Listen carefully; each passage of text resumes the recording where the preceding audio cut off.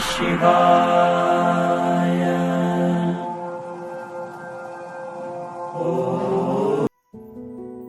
ये है नागा साधु, जिनके शरीर पे राख लगी होती है और बाल जटाओं में होते हैं। ये कुंभ मेले का एक इम्पोर्टेंट हिस्सा है।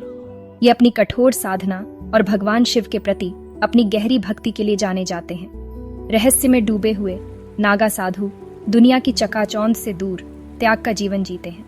ये साधु शैव परंपरा से ताल्लुक रखते हैं और अपनी निडरता और प्राचीन रीति रिवाजों के पालन के लिए जाने जाते हैं। कुंभ मेले में इनका आना देखने लायक होता है। जब ये जुलूस में निकलते हैं, इनके शरीर राख से सने होते हैं और इनकी आंखें आध्यात्मिक जोश से चमक रही होती हैं। नागा साधु भारतीय आध्यात्मिकता की समृद्ध परंपरा और हिंदू धर्म के भीतर मौजूद मोक्ष के विभिन्न मार्गों की याद दिलाते हैं। कुंभ मेले में उनकी उपस्थिति इस प्राचीन तीर्थयात्रा की रहस्यमयता और भव्यता को और बढ़ा देती है। कुंभ मेला आस्था का एक अद्भुत नजारा, दुनिया का सबसे बड़ा धार्मिक समागम है। हर 12 साल में आयोजित होने वाला यह मेला 4 पवित्र शहरों हरिद्वार, प्रयागराज, नासिक और उज्जैन में बारी बारी से लगता है। जीवन के सभी क्षेत्रों के लाखों श्रद्धालु पवित्र नदियों में स्नान करने के लिए आते हैं, आध्यात्मिक शुद्धि और जन्म और मृत्यु के चक्र से मुक्ति की तलाश करते हैं। कुंभ मेला आस्था की अटूट शक्ति और साझा विश्वासों की एकता का प्रमाण है।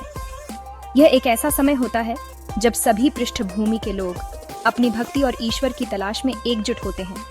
यह त्योहार संस्कृतियों, भाषाओं और परंपराओं का एक संगम है जो सभी आस्था के जीवंत उत्सव में मिलते हैं। हवा में अगरबत्ती की खुशबू होती है, चारों ओर भजनों की आवाज गूंजती है और सड़कें तीर्थयात्रियों से भरी होती हैं।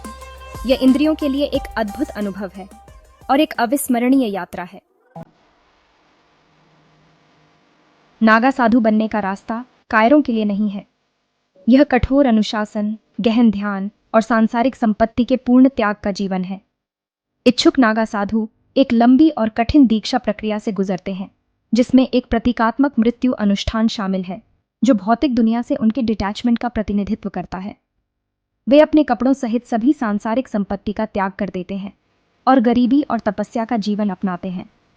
उनका दिन ध्यान, योग और प्राचीन ग्रंथों के अध्ययन में बीतता है। उनके पास बस एक लंगोटी, एक कटोरा और उनका अटूट विश्वास ही होता है।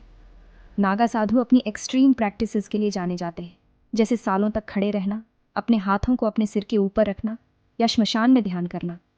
इन प्रथाओं को शाब्दिक रूप से नहीं समझा जाना चाहिए, बल्कि आध्यात्मिक चुनौतियों के रूप में समझा जाना चाहिए, जिनका सामना वे मोक्ष के अपने मार्ग पर करते हैं। कुंभ मेले के बाद नागा साधु अपने एकांत जीवन में वापस चले जाते हैं। अक्सर हिमालय की दूरदराज की गुफाओं या जंगलों में वे अखाड़ों या मठों में रहते हैं, जिनका नेतृत्व एक महंत या आध्यात्मिक नेता करते हैं। उनका जीवन गोपनीयता में डूबा रहता है और वे बाहरी दुनिया से शायद ही कभी बातचीत करते हैं। नागा साधु अपनी प्राचीन परंपराओं और अपने अटूट विश्वास के साथ भारत की आध्यात्मिक विरासत का एक महत्वपूर्ण हिस्सा है। भौतिकवाद और तुरंत संतुष्टि से प्रेरित दुनिया में वे हमें आंतरिक शांति, वैराग्य और आध्यात्मिक ज्ञान की खोज के महत्व की याद दिलाते हैं। जैसे जैसे दुनिया 2025 में अगले कुंभ मेले की तैयारी कर रही है, नागा साधु एक बार फिर अपने एकांतवास से निकलेंगे। उनकी उपस्थिति तेजी से बदलती दुनिया में आस्था की स्थायी शक्ति की एक कठोर याद दिलाती है। उनकी उपस्थिति कुंभ मेले के पहले से ही जीवंत ताने बाने में रहस्य की एक परत जोड़ती है।